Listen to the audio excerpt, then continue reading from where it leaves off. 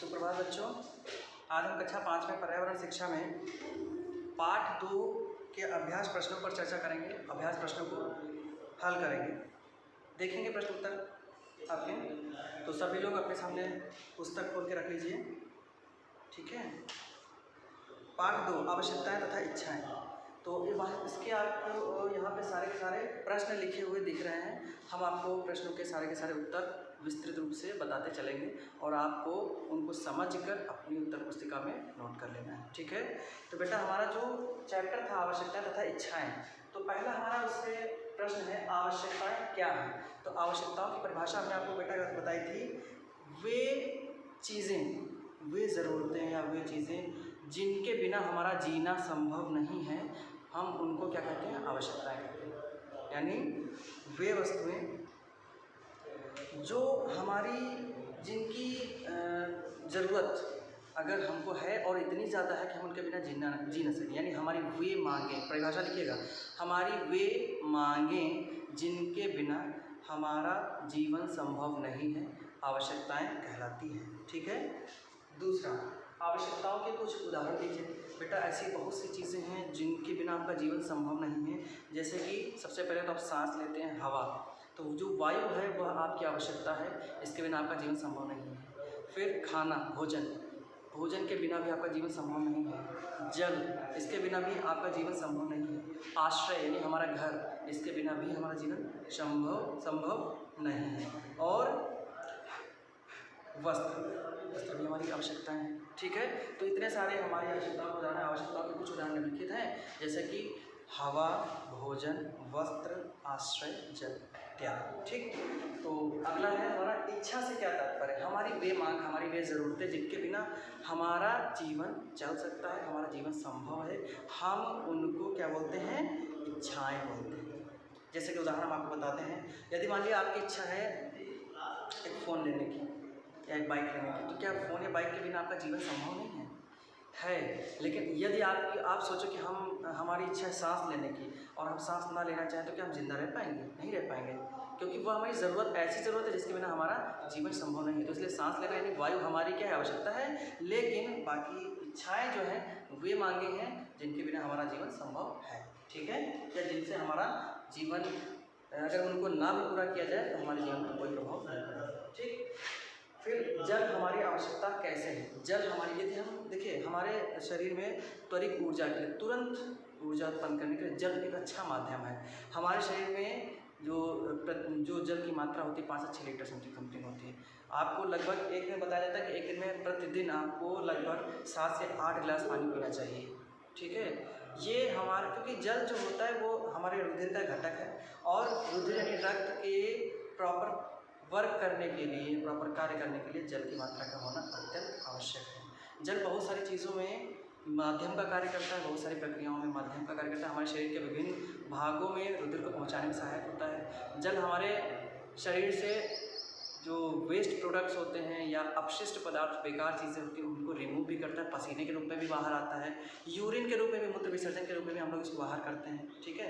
तो इस प्रकार से जल हमारी क्या है, आवश्यकता है। यदि हमको जल ना मिले तो हम कुछ समय बाद मर जाएंगे, ठीक, हमारा जीवन संभव नहीं है। आवश्यकताएं इच्छाएं कैसे बन जाती हैं।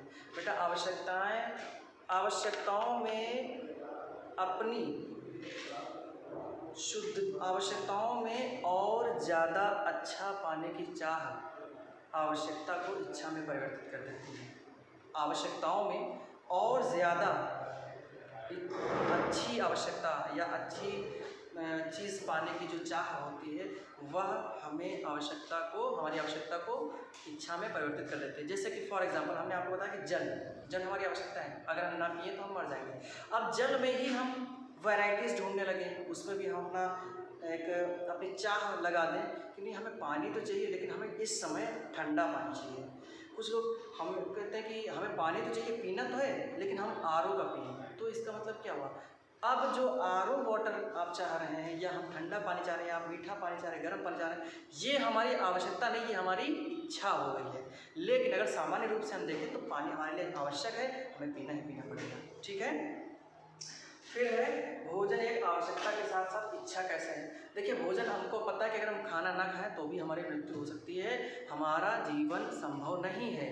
लेकिन इसके साथ साथ ही देखिए हम खाना हमको मिल रहा है तब तो ठीक है, लेकिन जैसे हम उसमें अपनी चॉइस लगा देते हैं, अपना चयन करने लगते हैं कि नहीं भाई यार खाने में आज ना दम आलू बनाते हैं, है ना, या फिर चाइनीज़ खाते हैं या फिर कोई भी मतलब ऐसे प्रोडक्ट्स, उसमें भी चॉइस हम लोग लगा देते हैं कि नहीं आज हमको ये खाना है, हमको मीठा खाना है, तीखा खाना है, या आज हमको साउथ इंडियन खाना है। तो उस समय वह भोजन हमारे लिए इच्छा का कार्य करता है, यानी हमारे लिए वह इच्छा रूप में हो जाता है।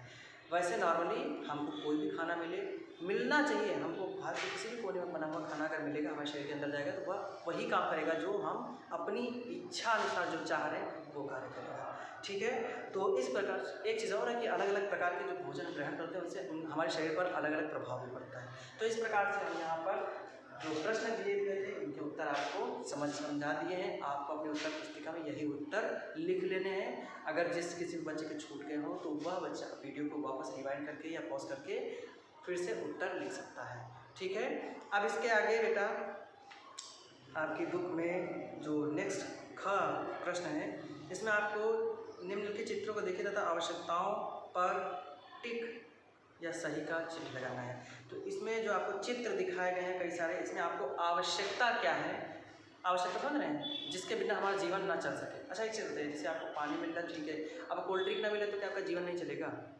पेप्सी ना मिले तो नहीं जीवन चलेगा? चलेगा, बिल्कुल चलेगा। इसका मतलब भी हमारी इच्छाएँ हैं, लेकिन पानी हमारी आवश्यकता है। ठीक है, इसके बाद आपको रिक्त स्थान भरने हैं और रिक्त स्थानों के बाद आपको एक और प्रश्न दिया गया है, हमारी आवश्यकता पर सही तथा इच्छा पर गलत का चिन्ह लगाना है। इसमें भी आपको चित्र दिखाए गए हैं, तो जो आवश्यकताएं हैं उन पर सही का चिन्ह लगाना है और जो इच्छाएं हैं उन पर गलत का चिन्ह लगाना है। ठीक है, इसके बाद आप देखिए सही सत्य तथा असत्य पर आपको सत्य और असत्य लिखना है। नेक्स्ट प्रश्न में इच्छाएं हैं हमारी अनिवार्यता, इस प्रकार से आपको प्रश्न दिए हुए इसमें, तो आपको सत्य असत्य लिखना है। और इतनी एक्सरसाइज आपको बुक में करके और ग्रुप में सेंड करनी है। तो उम्मीद है कि आपको ये वाले प्रश्न उत्तर समझ में आ गए होंगे। इस चैप्टर के बारे में भी सारी चीज़ें समझ में आ गई होंगी और हम भी उम्मीद करते हैं कि आप सभी बच्चे ये एक्सरसाइज कंप्लीट करके पुस्तक में और उनके फ़ोटो लेकर आपको ग्रुप में सेंड करने तो करेंगे आप लोग। ठीक है, और तब तक के लिए जैसे कि देखिए हम लोग जो नेक्स्ट टाइम पे हम लोग मिलेंगे तो चैप्टर 3 में हमारा पर्यावरण जो चैप्टर 3 है हम उस पर चर्चा करेंगे नेक्स्ट वीडियो में। और आज के लिए हम बस इतना ही रखते हैं। तब तक के लिए आप सभी घर पर रहें, सुरक्षित रहें, पढ़ते रहें।